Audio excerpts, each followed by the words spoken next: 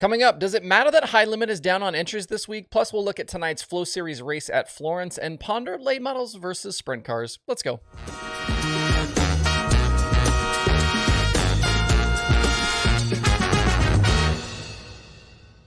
It's Wednesday, May 31st. I'm Justin Fiedler. This is Dirt Tracker Daily. Two big shows tonight to get into with both the Flo Racing Night in America Series at Florence and the High Limit Sprint Cars headed for Tri-City. We'll start first with High Limit. We last saw them 2 weeks ago back at Wayne County. Kyle Larson was the winner that night over Justin Sanders. And Larson enters the night as the series points leader by 27 over Anthony Macri. Tonight's race is $23,000 to win, and as some have pointed out already, the entry list is a little bit lighter than we've seen for some of these other races. The first three shows at Lakeside, 34, and Wayne County all drew north of 50 cars, but the pre-enter list for tonight shows just 33.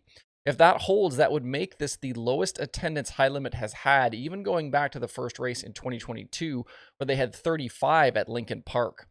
On top of missing some of the local and regional guys that have hit up some of the other races, tonight's list doesn't include names like Chris Windom, Hunter Schoenberg, JJ Hickel, Scotty Thiel, or Bill Baylog. A lot of those guys are all-star full-timers, and they are coming off that Central Pennsylvania weekend and headed for Wisconsin on Friday. It's certainly not a huge leap to travel to Illinois, but clearly some are taking the night off. There's also no Justin Peck on tonight's list, and he hasn't raced since that crash last Thursday night at Bridgeport. Word on the street is he suffered a concussion in the incident and has not yet been cleared to return to racing. There is no known timetable yet on his return. The other group that's sort of missing from tonight will be World of Outlaws drivers. Through the first three races this season, we'd had at least one in each race, but eventually that was going to end anyway with the outlaw restrictions, and tonight is that night. Make no mistake, though, even with 33 on the list, it's still a very high-quality field. Buddy Kofoid, Kyle Larson, Danny Dietrich, Anthony Macri, Justin Sanders, Zeb Wise, Rico Avery, Brian Brown, Brady Bacon, Brent Marks, Corey Lyson, Parker Price Miller, Tyler Courtney, etc., etc., etc. A lot of big names here. The last big-time sprint car race we had at Tri-City was just about a month ago when the World of Outlaws rolled through. David Gravel was the winner that night, but guys who are racing tonight who ran well in that one include PPM, Kofoid, Eliason, and Bacon. I mentioned on the show yesterday that I had added High Limit to the analytics section at DIRTRACKR.com, and we will continue tracking the series in there going forward. There's some interesting numbers to ponder today that I haven't seen really talked about anywhere else. It has been talked about that the series has had 4 different winners in 4 races. But nobody has finished top 5 in every single race. Larson has the most top 5s with 3, and Larson is also the only driver to run top 10 in every race so far. Looking at who's raced, even with as big as the fields have been, only 9 drivers have made all 4 series starts so far. They are Courtney, Peck, Schoenberg, Marks, Kofoid, Larson, Sanders, Eliason, and Bacon, and that list will obviously shrink tonight. The other interesting stat is where winners have come from in these 4 high-limit races. Kofoid and Giocelzi each won from 9th on the grid, and Macri and Larson won from 3rd. So no front row starting winners yet, and only 2 wins have come from the dash. You can see all these numbers and more at dirttracker.com/analytics.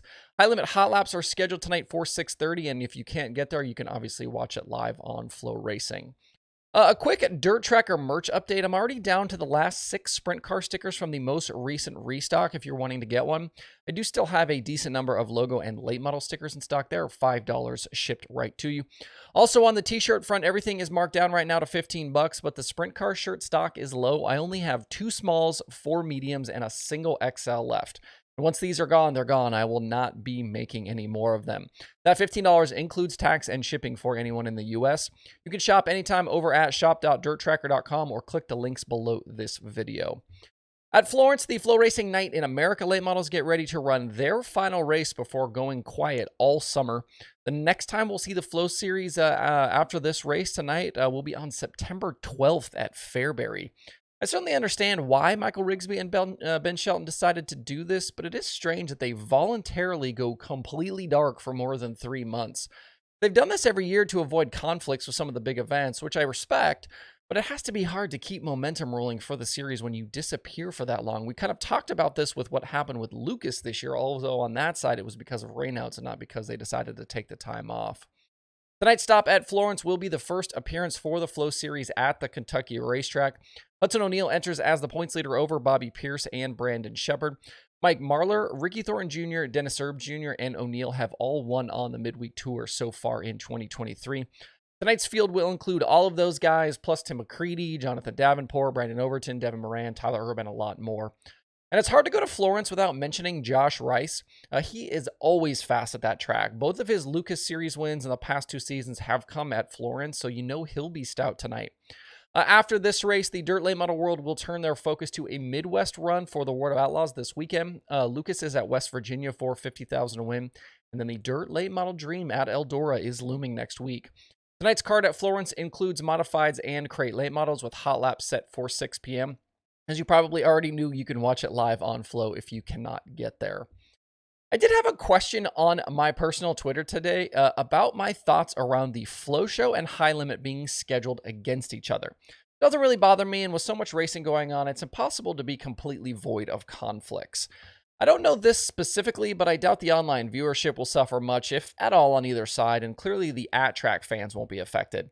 As much as it seems like maybe fan bases have converged a little bit recently, I'd go out on a limb and say that the race fans are still pretty heavily segmented when it comes to sprint cars versus late models. I know there are plenty out there like me who will watch anything, but I don't know that that's true for kind of the greater dirt racing population. Years and years ago when I worked at WRG, we had some decent numbers to prove all of this out, and I think that there's still plenty of turbulence between the taxi cab and push and flip communities. Drop me a comment. Let me know where you stand on the race car types right now. Are you a sprint car person, a late model person, or do you not really care? Let me know. Elsewhere today, Western PA Speedweek gets rolling for 410 sprint cars. They'll race each of the next 5 nights at Knox Raceway, Pittsburgh's Pennsylvania Motor Speedway, Lernerville, Sharon, and Tri-City Raceway Park. Shows a $3,000 to win and $300 to start, and the week-long points champion will get an additional $3,000 with points places paying down to 10th. Last year, Lernerville regular AJ Flick was the Speedweek champion, topping Ryan Smith and Darren Gallagher in the final standings. 42 drivers took part over the course of the week, and I guess we'll see similar car counts this year. The weather forecast for the next several days look pretty good for the area. Tonight's action at Knox Raceway gets going at 6:45 for hot laps. Rush non-wing sprint cars are the undercard. If you can't get there, Lernerville's streaming service, Dirt.tv, will have live coverage. And in some racing from last night, Mike Marlar picked up a $10,000 Ultimate Heart of America Series win at Clarksville Speedway. He started on the pole, led all 50 laps for the win. He topped Corey Hedgecock and Ricky Weiss. Marlar will now head to Florence today to join the proceedings with the Flo Racing Night in America Series.